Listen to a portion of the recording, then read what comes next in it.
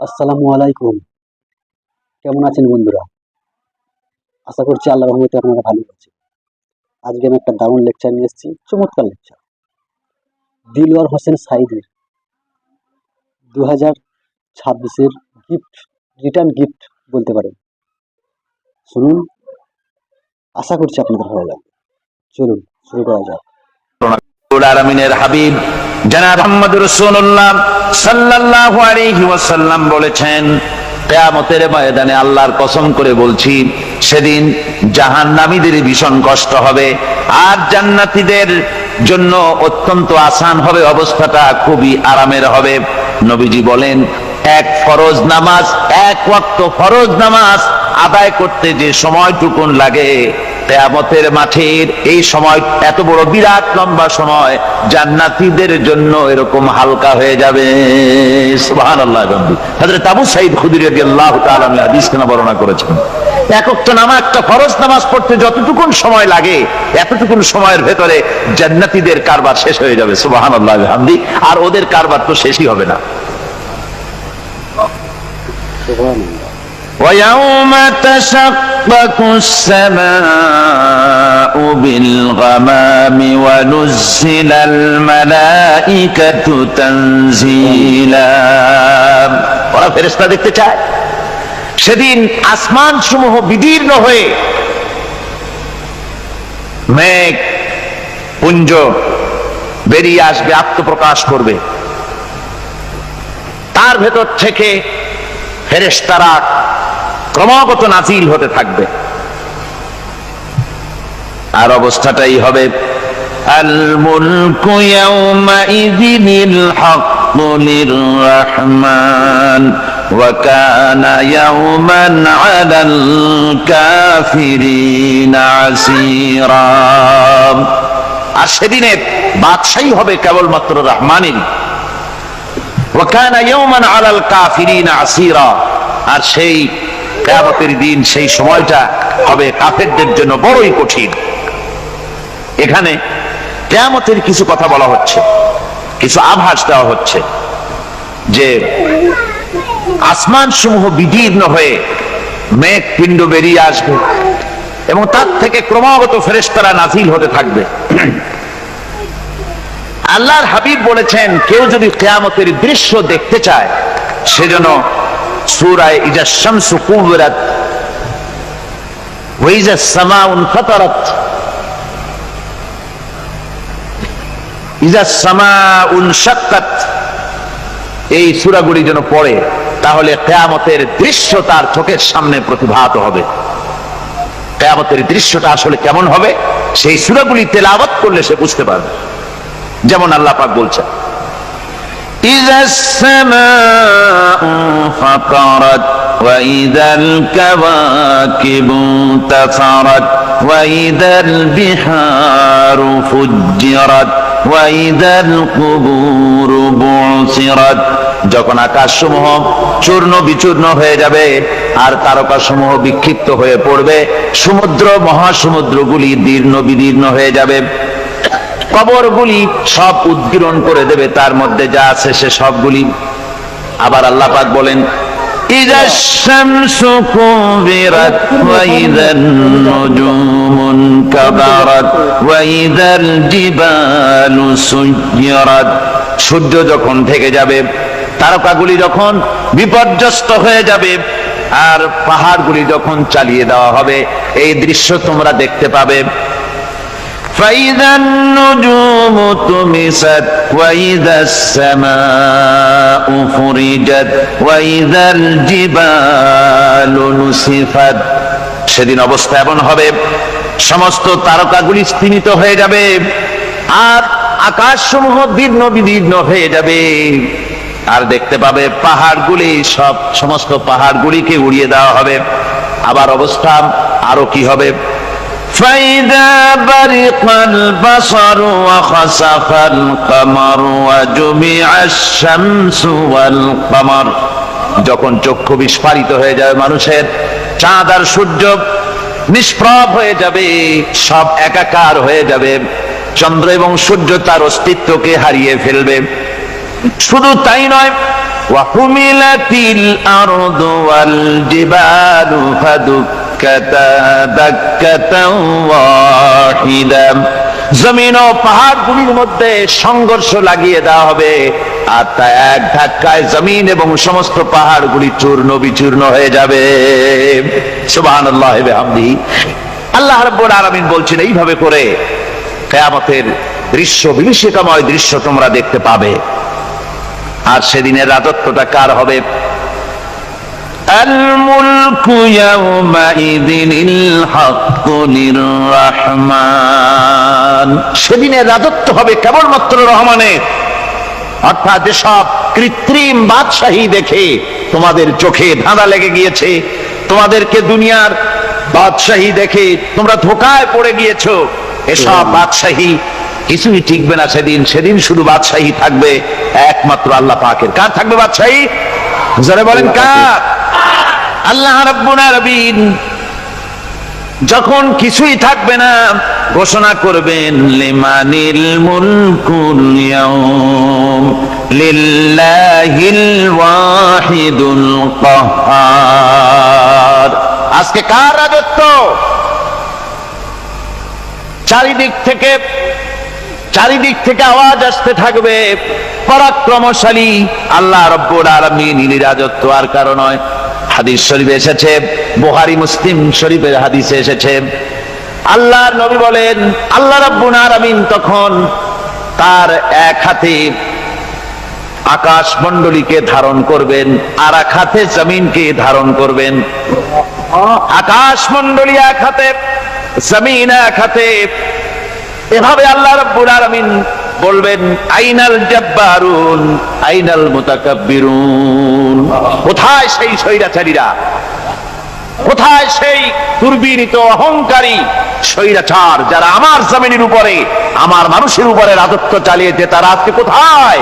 কোথায় সেই অহংকারীরা? আল্লাহ পাক সেদিন যে বলবেন, সেদিন তো বলবেন, কিন্তু দুনিয়ার মাঝেও স্বৈরাচার যারা, অহংকারী যারা, তাদের শাস্তি পৃথিবীর বুকেও দেন, আর সেদিন তো দিবেনি। কত স্বৈরাচার আমরা দেখলাম, কত অহংকারী দেখলাম, যাদের তর্জনী হেননে লক্ষ কোটি কোটি মানুষ উঠতো আর বসতো। তাদের জিল্লাতির সঙ্গে আল্লাহ রাব্বুল আলামিন কতজনকে বিদায় করে দিলেন। ফুলের মালা নিয়ে কুলাতে পারে নাই, পা থেকে শুরু করে গলা পর্যন্ত ফুলের মালা দিয়া ডুবাই দিল ভক্তরা। আবার আল্লাহ রাব্বুল আলামিন এমন শাস্তি দিলেন, ফুলের মালার পরিবর্তে জুতার মালা নিয়ে জেলের মধ্যে ঢুকাইয়া দিলেন। ঠিক কিনা গান? অহংকারী আর স্বৈরাচার যারা হয়, আল্লাহ পাক এভাবে তাদের দৃষ্টান্ত দেখিয়ে দেন। আমরা কত দেখলাম, 9 বছরের রাজা 10 বছরের সাজা। পৃথিবীর বুকে যারা অহংকার করে, যারা স্বৈরাচার হয়, আল্লাহর আইনকে যারা বৃদ্ধাঙ্গুষ্টি প্রদর্শন করে, আল্লাহ পাক তাদের জমিনেও দেখান। এখানে চূড়ান্ত ফয়সালা আল্লাহ করেন না, আসল ফয়সালার জায়গা তো আছেই, তবে এখানে নমুনা দেখায় দেন। কিন্তু মুশকিল হচ্ছে, ইতিহাসের সবচাইতে বড় শিক্ষা হলো ইতিহাস থেকে মানুষেরা শিক্ষা গ্রহণ করে না। একজনে যে কাম করে বিপদে পড়ে, আর একজন এসে আবার সেই পথেই অগ্রসর হয়, নিশ্চিত মৃত্যুর পথে। আমার বন্ধুগণ, আল্লাহ পাক বলছেন সেই দিন আমার রাজত্ব হবে, আর কারো রাজত্ব হবে না। ওয়াকানা ইয়াওমান আলাল কাফিরিন আসীরা। আর ওই দিনটা, ওই কিয়ামতের দিন হবে কাফেরদের জন্য সবচাইতে কঠিন। সবচাইতে কঠিন হবে কাদের জন্য? কাফেরদের জন্য। কাফের কারা?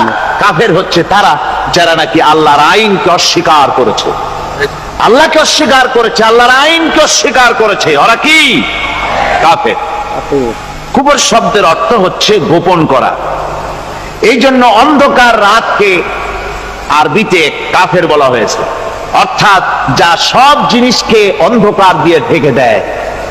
তো কুফর হচ্ছে সেই জিনিস যা মহাসত্যকে ঢেকে দেয়, সত্যকে, মহাসত্যকে ঢেকে দেয় যে জিনিস, সেটাকে কুফর বলা হয়। আর এই কাফের অন্ধকারে ঘুরে মরে, সে কোন আলোর খোঁজ পায় না। আল্লাহ রাব্বুল আলামিন বলেন, কাফেরদের কথা এখন শোনাচ্ছেন আল্লাহ পাক। والذين كفروا أولياؤهم الطاغوت يخرجونهم من النور إلى الظلمات। যারা কাফের, যারা কুফরি অবলম্বন করেছে, তাদের সাহায্যকারী আর পৃষ্ঠপোষক হচ্ছে তাগুত। তাগুত বলা হয় সেই শক্তিকে যে শক্তি শুধু নিজেই আল্লাহর আইন অমান্য করে বসে থাকে না, বরং অন্যদেরকেও আল্লাহর আইন অমান্য করতে বাধ্য করে। ওদেরকে আরবিতে কি বলা হয়? তাগুত বলা হয়। আর এই তাগুতি শক্তি, এই তাগুত হয় তার সাহায্যকারী, যা তাকে আলো থেকে টেনে অন্ধকারের ভেতরে নিয়ে যায়। আর কাফের হচ্ছে আল্লাহ পাকের ভাষায়, অর্থাৎ কোরআনের ভাষায়, কাফের হচ্ছে সবচাইতে নিকৃষ্ট প্রাণী, সবচাইতে নিকৃষ্ট জীব। মহাসত্যকে যারা অস্বীকার করেছে, যারা আল্লাহকে মানে না, যারা আল্লাহর কোরআনকে মানে না, যারা ইসলামকে স্বীকার করে না, তারা সবচাইতে নিকৃষ্ট প্রাণী। আল্লাহ রাব্বুল আলামিন বলেন, ইন্না শাররাদ দাওয়াবি ইনদাল্লাহিল্লাযীনা কাফারু ফাহুম লা ইউমিনুন। নিশ্চয়ই আল্লাহর জমিনে সব বিচরণশীল জীব যত আছে, আল্লাহ বলছেন আমার জমিনে বিচরণশীল জীব যত আছে তার মধ্যে সবচাইতে নিকৃষ্ট প্রাণী হলো যারা ঈমান আনে নাই, যারা বিশ্বাস করে আমি আল্লাহকে, যারা পরকালকে বিশ্বাস করে নাই, যারা কোরআনকে বিশ্বাস করে নাই, যারা ইসলামকে বিশ্বাস করে নাই, পৃথিবীর মধ্যে তারা সবচাইতে নিকৃষ্টতম প্রাণী। আল্লাহ বলেন শুধু নিকৃষ্ট জনক, নিকৃষ্ট প্রাণী বললেই সারে না, এরা হলো চতুষ্পদ জানোয়ারের মতো। কে বলতেছেন? আমি বলছি না, কিন্তু আল্লাহ পাক বলতেছেন চতুষ্পদ জানোয়ারের মতো কাফেরেরা। وَمَثَلُ الَّذِينَ كَفَرُوا كَمَثَلِ الَّذِي يَنْعِقُ بِمَا لَا يَسْمَعُ إِلَّا دُعَاءً وَنِدَاءً। এই কাফেরদের দৃষ্টান্ত হচ্ছে সেই রাখালের মতো, যে রাখাল তার পশুদেরকে ডাকে, আর ওই পশুরা একটা ডাক শোনে মাত্র, কিন্তু কি যে বলে তা তো পশুতে বোঝেন। ভালো বুঝতে পেরেছে? সুম্মুন বুকুমুন উমিয়ুন ফাহুম লা ইয়াকিলুন। এরা বোবা, এরা বধির, এরা অন্ধ, এ কারণেই কোনো কথা বোঝে না। এরা চতুষ্পদ জানোয়ারের চাইতেও নিকৃষ্ট। যাদেরকে আমি আল্লাহ বলেন, যাদেরকে আমি চোখ দিলাম, চোখ থাকতে হক দেখলো না, সব দেখলো। হক দেখে নাই চোখ দিয়া, এই চোখ দিয়া সব দেখলো। নারীর সৌন্দর্য উপভোগ করলো, আর নারীর অঙ্গ প্রত্যঙ্গ নিয়ে নানা ধরনের গল্প লিখলো, কবিতা লিখলো, কিন্তু এই সৌন্দর্য যিনি দিলেন তারেও চিনল না। আছে না কত কবি আমাদের দেশে? আমার দেশের সেই কবি জাতীয় পুরস্কার পায় যে কবি নারীর বিশেষ বিশেষ অঙ্গ নিয়ে বেশি করে নির্লজ্জ কবিতা লিখতে পারে, ওই হলো সবচেয়ে বড় কবি। আমার বন্ধুগণ, একজন বুজুর্গ ব্যক্তি তিনি পথ দিয়ে যাচ্ছিলেন, তো সে পথে এক সুন্দরী যুবতী মেয়েকে দেখে সেই যুবতী মেয়ের দিকে এই বুজুর্গ ব্যক্তি এক নজরে তাকায় আছে। তখন এই ঘটনাটাকে কবি এভাবে লিখতেছেন সাজায়, একদা সুখদায়ক প্রমোদা বদন দর্শন করিব ঝরিল নয়ন, হেসে কহে সে রূপসী সবিস্ময় মন, কহ দেখি মহাশয় কহ কি কারণ, বিষয় বিরাগী তুমি ভুবনে প্রচার, কি হেতু জন্মিল তব মানস বিকার, সামান্য ললনা রূপ করি দর্শন, উচিত না হয় তব অশ্রু বরিশন। বুজুর্গ ব্যক্তি ওই মহিলার দিকে তাকিয়ে তাকিয়ে কাঁদতেছেন। সুন্দরী মহিলা বলেন, আল্লাহর বুজুর্গ বান্দা, আপনি এলাকার ভিতরে বুজুর্গ এবং পীর হিসাবে, বুজুর্গ ব্যক্তি হিসাবে আপনি বিখ্যাত। আজকে আমাকে এখানে দেখে আপনি আমার দিকে তাকায় আমার রূপ উপভোগ করতেছেন আর কাঁদতেছেন। আপনার মতো সংসার বিরাগী মানুষ আমার মতো একটা সুন্দরী মেয়েকে দেখে এভাবে কাঁদা ঠিক না। বুজুর্গ ব্যক্তি বলছেন, হেসে কহিলাম বালে করহ শ্রবণ, নেত্র ঝরে তবু হেতু ভেব না এমন, যে শিল্পী রচিল ওই সুধাংশু বদন, তাহার তরে ঝরে নেত্র নয়নে জীবন। আল্লাহর বান্দি, আমি তোমাকে দেখি কান্দি না, আমার চোখে পানি বেরিয়ে গেছে। তোমারে দেখে আমি মনে মনে ভাবলাম, এত সুন্দর করে যিনি মানুষ বানিয়েছেন, না জানি ওই আল্লাহ রব্বুল আলামিন কত বড় সুন্দর। আমার ভাইরা, সুতরাং চোখ থাকতে ওরা আল্লাহ রাব্বুল আলামিনের কুদরত ওরা দেখে নাই, কান থাকতে কোরআনের আওয়াজ ওদের কানের মধ্যে ঢোকে নাই, বিবেক থাকতে আল্লাহর দ্বীনকে বুঝতে পারে নাই, চিন্তা করতে পারে নাই। আল্লাহ রাব্বুল আলামিন বলেন, উলাইকা কাল্লানাম, এরা হলো চতুষ্পদ জানোয়ার, বালহুম আদাল, শুধু জানোয়ার না, জানোয়ারের চাইতেও নিকৃষ্ট। এমনই জানোয়ার, আল্লাহ বলেন শুধু জানোয়ার না, জানোয়ারের মতো শুধু খায় জনমের মতো। ওয়াল্লাযীনা কাফারু ইয়াতামাত্তাউনা ওয়া ইয়াকুলুনা কামা তাকুলুল আনআম। এই কাফেরগুলির কাম শুধু ফুর্তি করা, গান বাজনা, নাটক, গল্প, এই সব কাজ তাদের। নামাজ নাই, রোজা নাই, আল্লাহর চিন্তা নাই, তাহাজ্জুদ নাই, পরহেজগারি নাই, শুধু গান আর নাচ। দেখেন না ফুর্তি। এই যে 1 জানুয়ারি রাত 12টার সময় আমার ঘুম ভেঙে গেল, এই যেখানে আমি ছিলাম, বিকট আওয়াজ। আমি মনে করলাম পাশের বাড়ি বুঝি ডাকাত পড়ছে। পরে বাড়িওয়ালা আমাকে বললেন যে ডাকাত না, বোধহয় এই নিউ ইয়ার সেলিব্রেট হচ্ছে, নতুন বৎসর উদযাপন হচ্ছে বোমা দিয়ে, শহরবাসীর আরামের ঘুম হারাম করে এগুলি করা হচ্ছে। পুরুষ, বিভিন্ন বয়সের লোক সব একসঙ্গে রাস্তায় নেমেছে, নাচতেছে। তার মধ্যে বুদ্ধিজীবী আছে, শিক্ষিত লোক আছে, সমানে নাচতেছে। আর তাদের মুখোশ পরা, বানরের মুখোশ, কুকুরের মুখোশ, শূকরের মুখোশ, ঘোড়ার মুখোশ, পাপী শিয়ালের মুখোশ, এই মুখোশ পরে এভাবে নাচতেছে। আমি চিন্তা করলাম, নববর্ষের সাথে কুত্তার মুখোশের সম্পর্ক কি? নববর্ষের সাথে পাপী শৃগালের মুখোশের সম্পর্ক কি?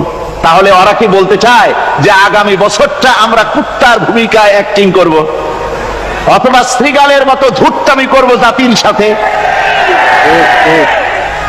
তারপরে কি করলো? সকাল বেলায় যুবক যুবতী 1 বৈশাখ সূর্য উদয়ের আগে রমনা লেকের পাড়ে গিয়ে সব দাঁড়িয়েছে বাসন্তী রঙের শাড়ি পরে। তারপরে সেখানে দাঁড়িয়ে সূর্য উদয়ের পানে তাকিয়ে সকাল বেলায় ভাবে করজোর করে বলছে, এসো হে নববৈশাখ স্বাগতম হে। নববৈশাখ অলক্ষে বোধহয় এটা শুনে বলতেছে, বাবাজিরা আমারে ডাকতেছো, অপেক্ষা করো, আমি আসতেছি। আমারে ডাকতেছো, আমি আসতেছি, কোমরে গামছা বেঁধে আসতেছি, 225 মাইল স্পিডে আসতেছি, 30 ফুট উঁচু জলোচ্ছ্বাস নিয়ে আসতেছি, নববৈশাখের মজা সাত চাকায়। আমার ভাইরা, মুসলমান নববর্ষ উদযাপনের সাথে মুসলমানের কিসের সম্পর্ক? মুসলমান যদি এই দিন উদযাপনই করে, তাহলে তাকে করতে হবে ফজরের নামাজ পড়বে।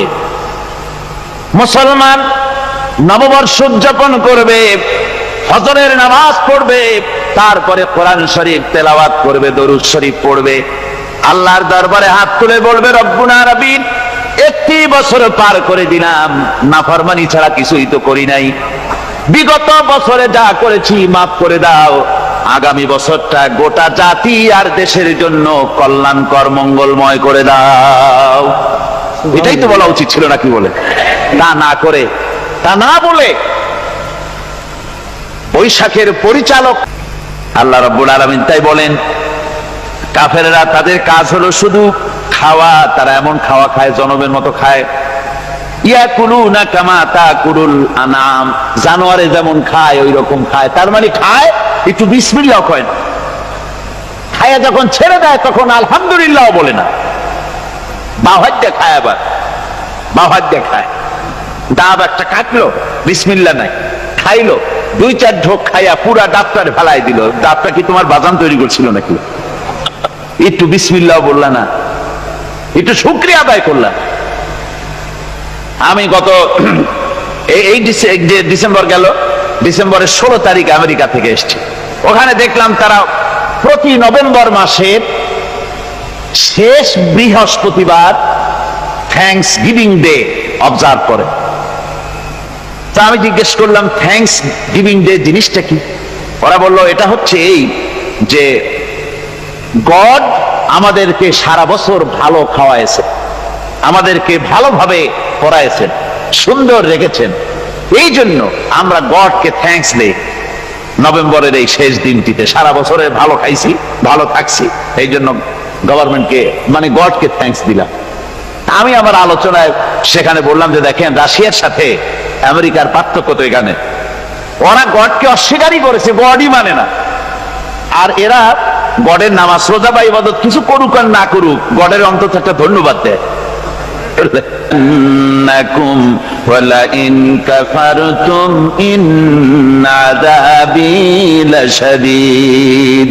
আমার নিয়ামতের শুকর যদি আদায় করো আমি বাড়ায় দেব, আর যদি নিয়ামতের শুকর আদায় না করো তাহলে মস্ত বড় শাস্তি তোমাদের জন্য রেখেছি।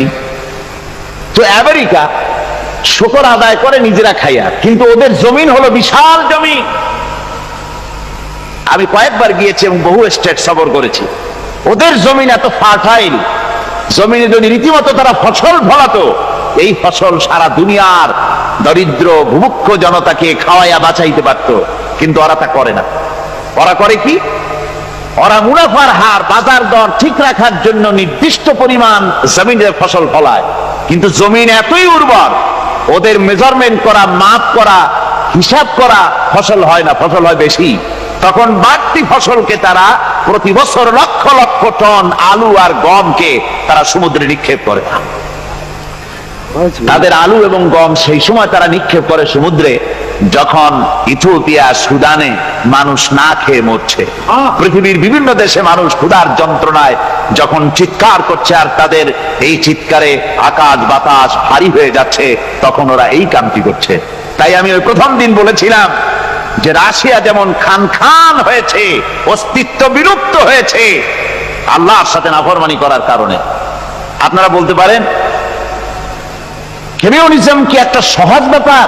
একটা বিরাট শক্তি পৃথিবীর বুকে, কত দেশ তারা ডমিনেট করতেছিল, কোন যুদ্ধ নাই, কোন রক্তপাত নাই, বিনা ধাক্কায়, বিনা বাতাসে, বিনা ঝড়ে বিশাল মহিরুহু চিৎপটাং। এটা হলো কেন? কেন হলো রাশিয়ার এই দশা? আমি লালদিঘির ময়দানে বলে গেছিলাম, আমি চিন্তা করে যেটা পাইছি সেটা হচ্ছে এই দুনিয়ার সমস্ত মতবাদ আল্লাহকে কোনো না কোনো প্রকারে স্বীকার করে। তার কথা মানুক আর না মানুক, আছে একটা কিছু এতটুকুন বলে যে আল্লাহ আছেন। আল্লাহ পাক বলেন কাফের যারা অবিশ্বাসী, যারা যারা আমাকে অস্বীকার করেছে, অবিশ্বাস করেছে, তাদের আমলগুলি হলো মরুভূমির মধ্যে মরীচিকার মতো। মরুভূমির মরীচিকা, মানুষ যখন মরুভূমির ভিতর দিয়ে যায়, পানির পিপাসা লাগে, দূরে দেখে পানি চিকচিক করতেছে, আর ওই মরীচিকা যেটাকে সে পানি মনে করেছিল,